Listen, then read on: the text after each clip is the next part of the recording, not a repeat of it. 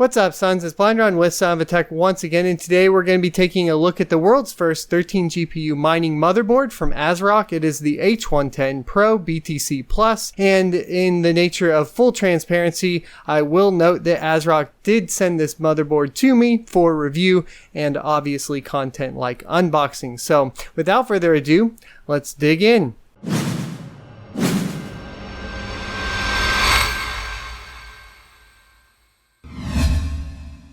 Alrighty, so let's get this opened real quick. And of course we get the typical driver CD that we can trash, which I will probably actually put back in the box and save for later. And then we have the SATA cables. We have a rear I/O shield, which we will not use because we will be putting it in an open air frame. And then we have the quick install guide with a little bend at the bottom. Something happened in shipping there. And then we have the M.2 screw. So yes, that does mean this motherboard has an M.2 slot. Ooh, what does that mean? That probably means, let me get this box closed and throw this down. And then we'll come back to that thought. So my thinking is, remember when we upgraded my current rig to what I would say was 7 GPUs? Yes, it was 7 GPUs. We used an M.2 converter to a by one PCI slot.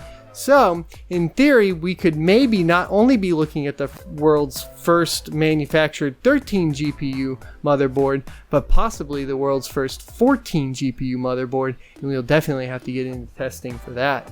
Alright, so moving around the motherboard, of course, the thing that jumps out to y'all is going to be the single by 16 PCI Express 3.0 slot, accompanied by a massive amount of PCI by 1 slots. To be specific, that's 12, yeah. So, we also have onboard power, oddly enough. We have a single Molex above the first PCI slot, and then down at the bottom we have a second Molex next to a SATA power. Now I'm not sure how well that power translates, and I assume that these are the reason why we have an 8-pin additional CPU power. I bet that power is routed down to there. The main 24 pin is on the right where you would expect it, right next to 2 DIMM slots, DDR4, and the special thing about this is we don't need 4 slots, we only need 1 really if we want to be as efficient as possible, but having 2 is perfect. I like seeing not more than that, to be honest with you, especially if it's cutting down costs for us as the end user.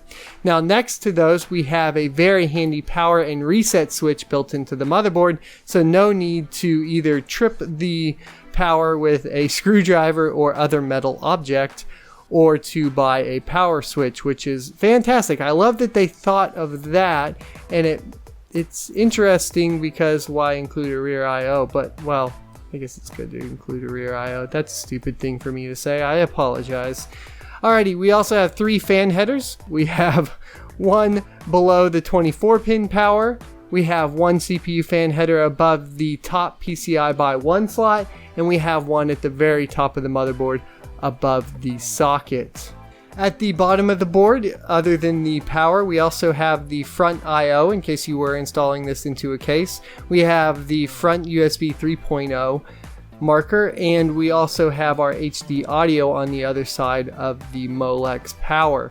So that covers pretty much everything on the motherboard except for the rear I/O. And on the rear I/O, we luckily and surprisingly, but I like this, we have a mouse and keyboard PS2 inputs that can be good for troubleshooting in the BIOS. We also have a DVI-D that is not an analog. It does not look like we have the ability to convert that to VGA necessarily, well, without a specific converter, because you're not going to have those 4 analog pins. We also have 4 USB 2.0 slots, 2 USB 3.0, and the rear audio. Alright, so now let's discuss a few of the things that I liked about the motherboard. Specifically, of course, the glaring object here is the ability to add 13 GPUs, maybe possibly 14 GPUs to a single processor, cutting down the cost of a mining rig, which is fantastic.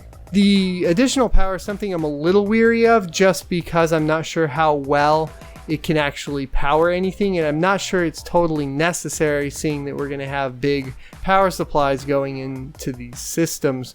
But nevertheless, it is a neat idea and could come in handy. I'm just not sure how yet. Now, the other thing I really like is going to be the power and reset switches, preventing, like I said before, the need to trip the power for the first boot up.